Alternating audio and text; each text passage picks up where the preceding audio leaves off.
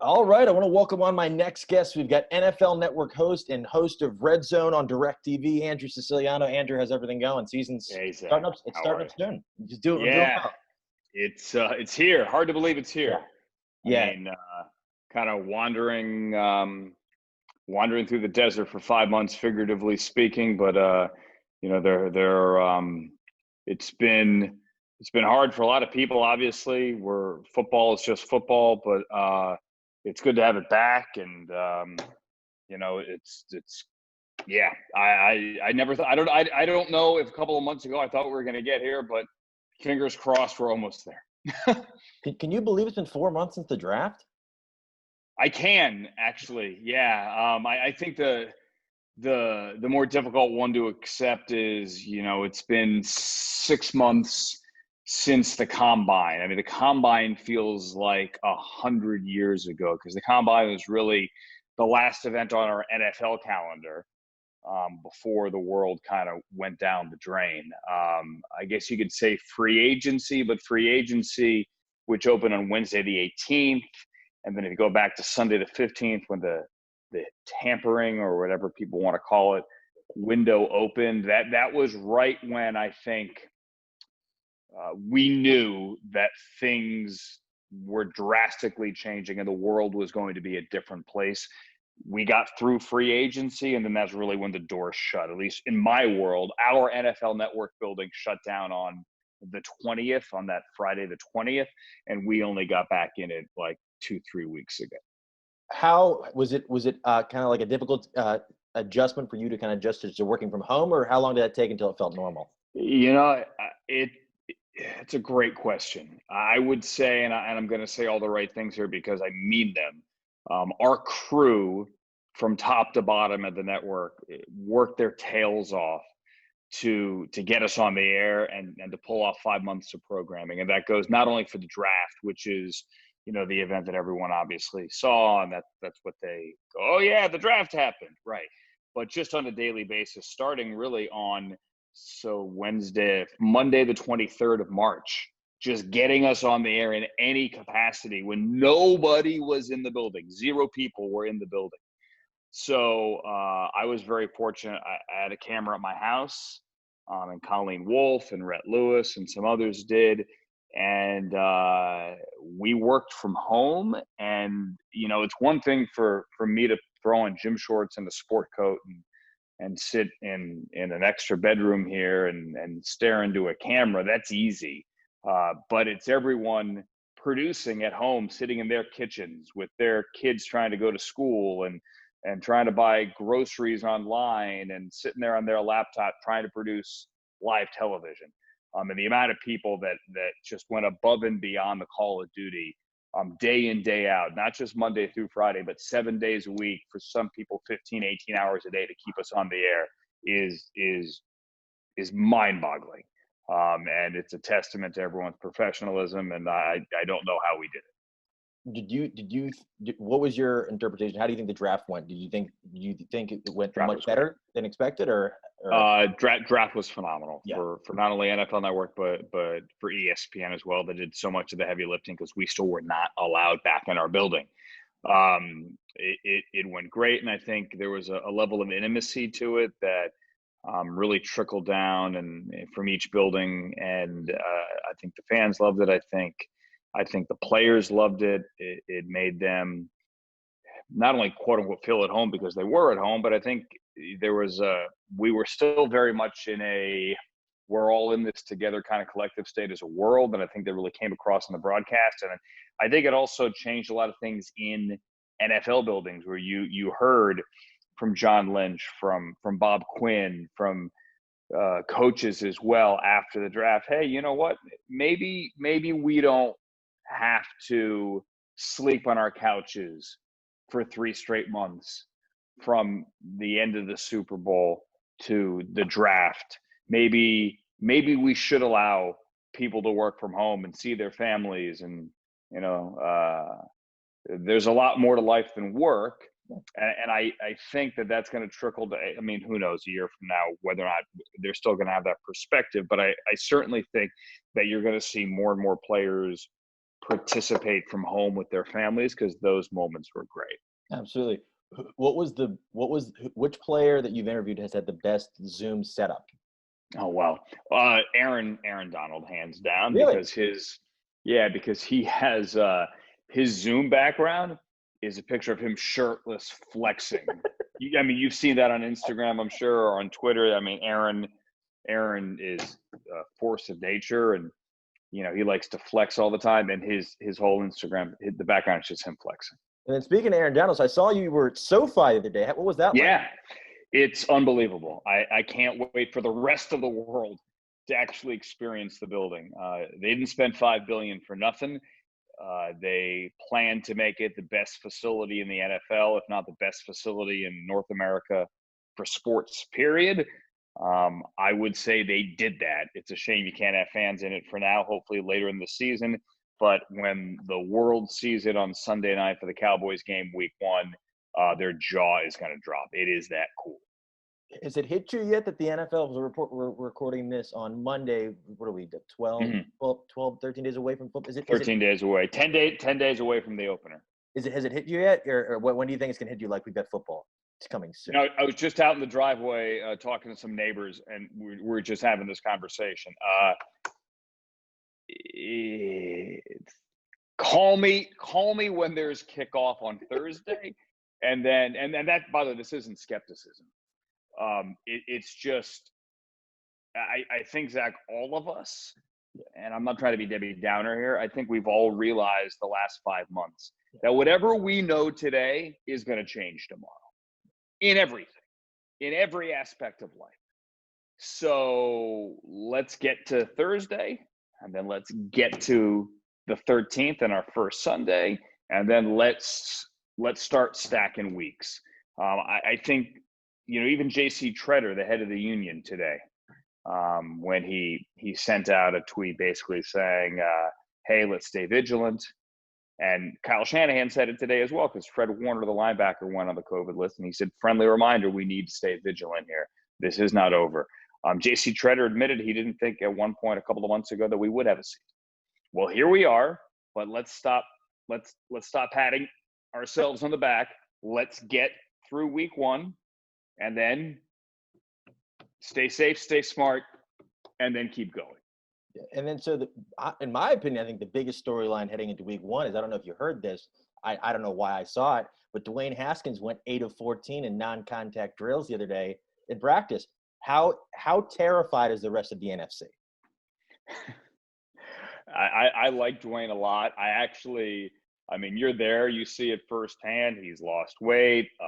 No one's got a bad word to say about him, to his credit. And by the way, no one did have a bad word to say about him before. All this nonsense. Well, he's not picking up the playbook. Shut up. He's a rookie. Stop it. That team was awful. They tore it down. They're building it back up. And part of that is building back up Dwayne Haskins. He clearly is the future. How bright that future is on him and Ron Rivera and Scott Turner. That remains to be seen. But I'm optimistic. I would start him week number 1. That's just me. By the time this gets posted, we're probably going to have a starting quarterback named by Ron Rivera, unless you're going to be Matt Nagy and drag your feet. But it is, let's just say this. It's good that we're to the point where we can chart what quarterbacks do in scrimmages, because again, that's another thing that maybe 6 weeks ago we didn't think we'd be doing. No, yeah. Hopefully Nagy just names Rex Grossman the starter and just throws everybody off. So that'd be fantastic. Hey, Rex started in the Super Bowl. I know, it's incredible. I wish they were still selling his. I hope they sell Washington football team throwbacks and get a number 8 Grossman, but. That would be the I honestly forgot that he was a Redskin. Me too. He was. I can use the word because that's what he was. You know what I'm saying. Oh, yeah. I honestly forgot. Hey, having grown up there, with the name change, which was the right move. Oh, of course. Get that out of the way. Old habits die hard. It's the first song I learned in music class in first grade in Fairfax County Public Schools was "Hail to Those Guys." Yeah. So I've only slipped up once on the air at the network in the last week. which is good because, hell, we still have people that say San Diego Chargers on the air 5 years later. I still think they're in San Diego until I see that stadium full. I'll think otherwise. Then I'll see this. What was it, like a StubHub Center or something like? Or what were they? No, they're now they're in SoFi. Yeah, now they're in SoFi, but before they're at the StubHub. Yep. Yeah. Actually, no, it was last year. It was Dignity Health Field or something like that. Whatever. Yeah. Sounds like a spa resort. That's it. And speaking of the Chargers, Derwin James hurt up. Yeah, brutal. Best safety in football. Yeah. And really? That's a bold claim. I think he is. And he's a chess piece. I mean, you can move him all over. Yeah. He can do things Jamal Adams can't do. Tyrann Mathieu makes a pretty damn good claim too, but Derwin James has had trouble staying healthy. Unfortunately, had a great dude too, and just a pillar for that team. It is. I mean, they have been snake bit with injuries seemingly forever. This one is just brutal. Yeah. And so, speaking of this year's rookie class, who are you most excited to see suit up next Sunday? Who am I most excited to see? Honestly, Chase Young. Really? Joe Burrow, Chase Young. I know I'm going right to the top of the draft is kind of cheating. As much as I would like to see Jeff Okudah, I don't know if it's as must-see TV as Chase Young and Joe Burrow. I would love if Brian Flores rolled Tua out there. I doubt he is going to do that week 1 on the road against Bill Belichick in Foxborough. I think that would be stupid. Let's put it that way. He's not going to do that. But, look, rookie quarterbacks are always fun, but I saw Chase Young's hit on Adrian Peterson practice. I want to see more of that. Yeah, no, he looks phenomenal, especially with the Eagles' offensive line looking decimated week in and week out. Right. out. I mean, they've lost 2 starters and 2 damn good ones at that. Yeah. So hopefully Jason Peters can get a little pay raise because I know he's clamoring for it. Because honestly, he's playing left, protecting Carson Wentz. Hey, I mean, look, Jason Peters a month ago was working out on his own. Hey, he's a future Hall of Famer. I wish him well. Undrafted tight end. Undrafted on the All-Decade team. Yes, sir. Yeah, no, I was wondering. I wanted Washington to grab him because I don't know who they were going to take. And they took the kid from LSU in the 4th round, hoping he can stay healthy. Right. And then, so opening game, we've got Saints, we've got the Bucks. Brady's obviously probably the biggest story in the NFL this offseason, aside from everything going else in the world. How do you see their season playing out? Because I think people are all over the place. The Bucks? Yeah. Look, they're going to be good, and they're a playoff caliber team. Yeah. Excuse me. A lot depends on if the quarterback stays healthy. I think that's a huge part of it as well. I do think they're going to click. I think they'll be fine. I think the offense, like any offense here that is trying to throw things together in a pandemic on the fly, will get better as the season progresses. I think they're one of the teams that won't look their best necessarily week 1, but who might tell Tom Brady that he can't go into New Orleans and win week 1 over Drew Brees? He can, and he quite possibly will. But the Saints are also a team, while we're on them, that has the continuity, coach, quarterback, offensive weapons, where those are the teams, those are the I don't want to say they're sure bets or safer picks, whatever you want to call them. Those are the teams that, have the distinct advantage coming through this. I do think it's fair to ask, is Tom Brady's arm going to be the same in December as it is in September? Can he withstand the rigors of another season at his, sorry to say, advanced age? Eventually, he will look like a human being playing football, somebody of his age. Last year, he did for a lot of it. You can blame the offensive weapons all you want. Yes, there were major issues there. Yes, he has far better weapons in Tampa. And he seems to be in a better place mentally. But, are they a Super Bowl team? Who is a Super Bowl team at this point? The Chiefs. I think that's about it. I'd love to see Jameis sub in and just to throw like a game-winning pick or game-losing pick 6 to just be like that. That's how you know football's back. I mean, if Jameis somehow gets in that game for whatever Twitter reason, will go nuts. For whatever reason. I mean, God forbid Drew gets hurt and Jameis gets in. That's bonkers. Yeah. or the other way he possibly gets in, save for Sean just throwing him out there in some kind of trick play situation just to be Sean, which would be the most Peyton thing of all time. Yeah. But is if the Saints are winning so big, right, and beating Brady so badly that they put in Jameis Winston. Like, can you imagine that? I can't. He's the second most exciting quarterback to watch in the National Football League behind Lamar Jackson because you don't know what's going to happen. I don't think he does either. So no, but he got LASIK. When he got LASIK, I was shocked they let him go because like you saw what he could do. Now he's 20/20 vision. So I don't know. Nobody's talking about Jameis, but that's interesting. I think they upgraded. Yeah, a little bit. That's a little bit. Yeah, six Super Bowl rings over 20/20 vision. I'll take that any day of the week. That's wild. And then, so how ready are you for just kickoff after kickoff after kickoff after kickoff? Because Thursday, I feel like Thursday, it's just going to feel like there's one game. But once you start having, okay, all the games are started off the left to right, it's just going to feel real. So, I mean, Thursday is always awesome. Don't get me wrong. Oh, it is. There are 256 of these things scheduled. God willing, we get all of them in. And number one of 256, considering everything we've gone through the last 5 months, is going to be great. And I'm actually thinking about it this morning. Took a long bike ride and thought about it this morning. Like what that first Sunday is going to be like, because there have been plenty of times the last few months where you thought it was not going to happen.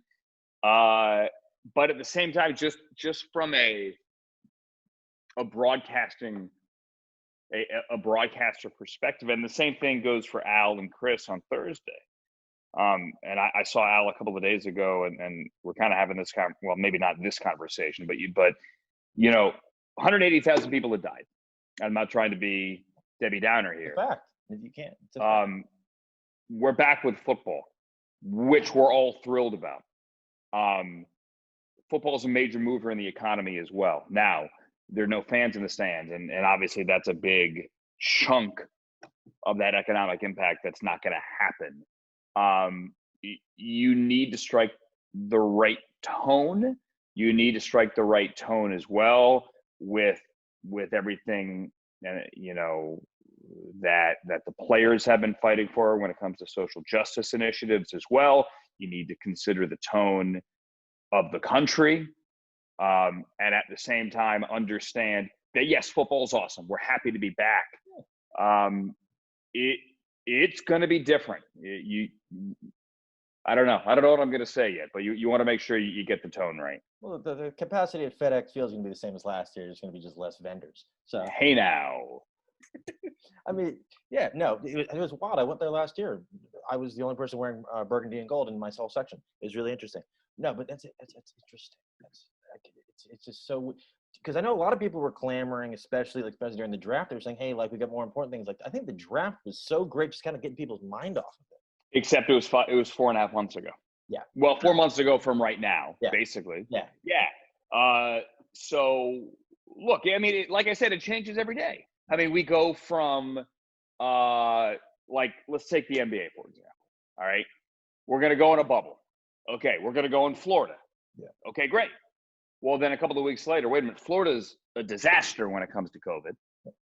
All right. Then, tragically, George Floyd gets killed, and we have a couple of weeks of protests, and the nation's on fire. And then the players decide, many of them, or they ask aloud, well, maybe we shouldn't be playing basketball right now, which is a fair point to make. And then you have the players, the union, saying, yeah, you know what, we're not going to do this. Then that's in peril. Then, okay, we're going to do it, but wait, we got to go to Florida? Then the season begins. Then everything is going well. And then Jacob Blake, then players saying, nope, we're not playing basketball tonight, nor are we playing basketball tomorrow. And now we're back. That's just the NBA. Yeah. So the NFL, changing from the draft, we've always said, well, the NFL's got the benefit of time. Yes, they do. Well, now it's here. Then you hope it goes well. Yeah, and I saw it. So of course, today, I think one of the biggest stories today was Leonard Fournette got cut, which is the thing. I have a solution for the Jacksonville Jaguars. I don't think they're going to take it. So all these fans have these number 27 Fournette jerseys. Most people, I don't know, maybe LSU fans know. Most people don't know. Leonard Fournette has a brother named Leonard Fournette who also played running back. Could they sign him so people could keep the jerseys? Look, they have. I mean, they don't have a first round pick since like the 90s on their roster.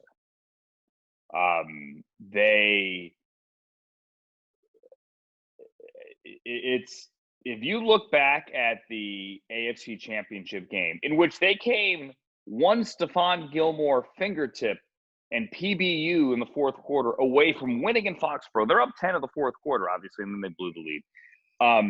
There's no one left. There's 3 offensive linemen from the starting lineup. 3 offensive linemen, D.D. Westbrook, James O'Shaughnessy. He's still Keelan there? Cole. He is. Keelan Cole, Miles Jack, and like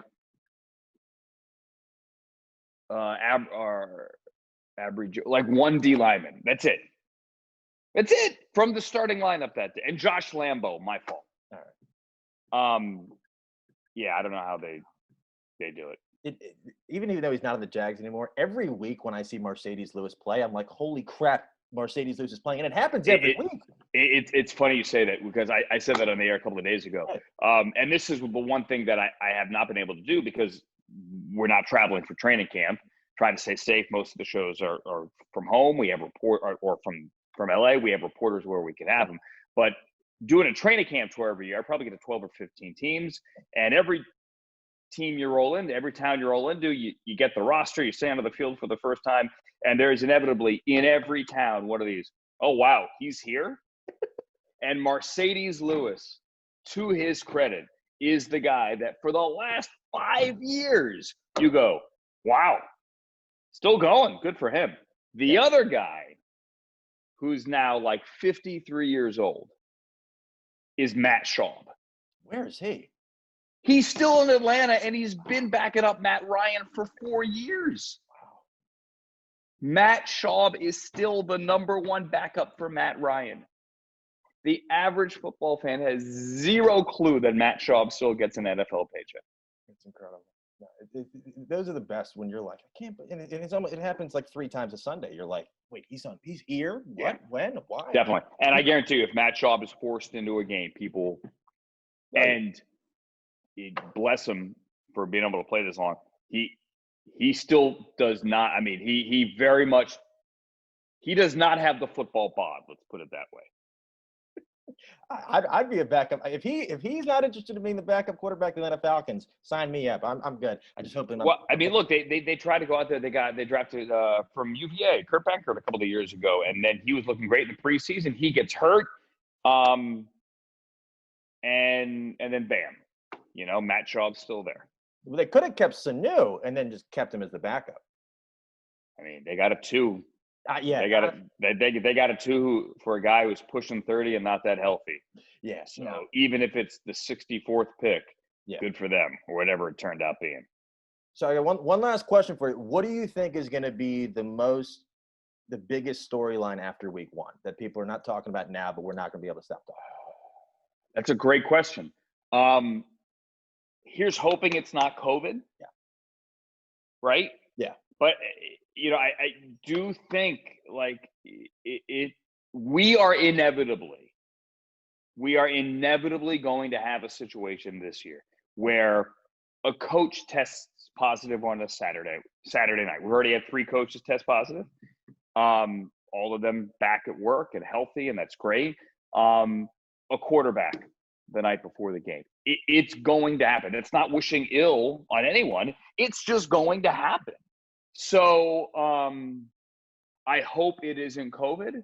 I hope our headline, the Monday after week 1 is what a game between Tom Brady and Drew Brees.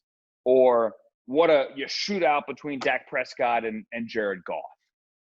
Or Joe Burrow put up great numbers week 1. And Justin Herbert got in the game too. I mean, something like that as those 2 teams play each other. It inevitably will be, however, something like what do the Bears do now at quarterback? They're set. Why did they extend him earlier? Allen Robinson. Everybody's hyping Allen Robinson up, and it's yeah, everyone is. I like Allen Robinson. I'm not necessarily convinced that Chicago offense is going to be such a well-oiled machine that he's your number one wide receiver behind Michael Thomas. I don't buy that. No, yeah, it's interesting. I don't know. Honestly, if quarterbacks get sick and they can't play, Josh Johnson's always available, and he can go on Madden and figure out who's on the team. Well, I mean, Blake Bortles is available too. Yeah, he can play tight end, left guard. He can move him around. That's joking aside. Yeah, that is significant. Yeah, because you can't just sign a guy off the street on Wednesday these days and then have them play on Sunday. You have to go through a stringent COVID protocol to get in the building. Like, you can't sign a guy off the street on Friday and have him play on Sunday. Not going to happen. So teams that are prepared, teams that's why the practice squad's bigger, right? That's why you put veterans on the practice squad this year as well. You always say the healthiest team wins. Well, it has a far different meaning this year. Yeah. No. So are you expecting to see some like 40-year-old journeyman quarterbacks on practice squads just in case? Like Mark Brunell. It's a great question. Right now, it's not going to – I mean, right now, no one's doing it. No. But I think you will see – like, there are plenty of teams that have only kept 2 quarterbacks the last couple of years, and then they've kept a third on the practice squad. You probably will see some teams with the third quarterback as something a little bit more than a quote-unquote developmental guy. Yeah. Right? Than just a scout team arm. And that if you have a third quarterback there, you want to make sure that your third quarterback, in case of legitimate emergency, can get you through the week. Yeah. No, because if for some strange reason Charlie Whitehurst makes the Pro Bowl this year, that would be very, very interesting. Hey, Charlie Whitehurst has a good life, man. He sits around, and every couple of years his phone rings and he gets off his boat. And good for him. Yeah. No. Charlie Whitehurst has it figured out. Absolutely. Yeah. Well, this has been awesome. So I just wanted to thank you again for chatting. And for people that Zach, absolutely. And for people that aren't already following you on Twitter, where you said, I saw you on Twitter, you said 94% of your followers. Do you actually believe that? Because you think it's more or less? Well, actually, so that was a subtweet, if you will. I won't say to whom. There are people on Twitter that buy followers, Zach. Of course. Right? You know that? Yeah. So I won't say to whom. There is a site where you can run like your Twitter followers through there, and it will tell you how many are bots. Interesting. That's terrifying. So that's been up for like 2 years, but last I did it, it came back at 94%. Yeah. It's terrifying. But there are many celebrities, and there are many public figures as well. Oh, yeah. Some who live near you that have millions of fake followers. Of course. Yeah. They're all real. They're all real. Now, yeah. Yeah. Yes. And so for on social, the same for Instagram and Twitter? Social, yeah. I'm easy at Andrew Siciliano at Twitter. I'm sorry. Same for Instagram. I'm even on the TikTok now. Really? Don't know why. Yep. Someone convinced me to get onto it during the pandemic. Hey, it's an off day in the pandemic. Let's do something constructive. So I got on TikTok. Don't know why. No. It's like my nieces and nephews think it's great. Yeah. Now I'm hoping TikTok, when 2020 ends, TikTok goes with it. It's the dances, like people. You see people. I just go on for the Taylor Swift challenge. Really? She's probably doing phenomenal. Yeah. No, it's wild. But this has been a lot of fun. Just wanted to thank you again. Absolutely.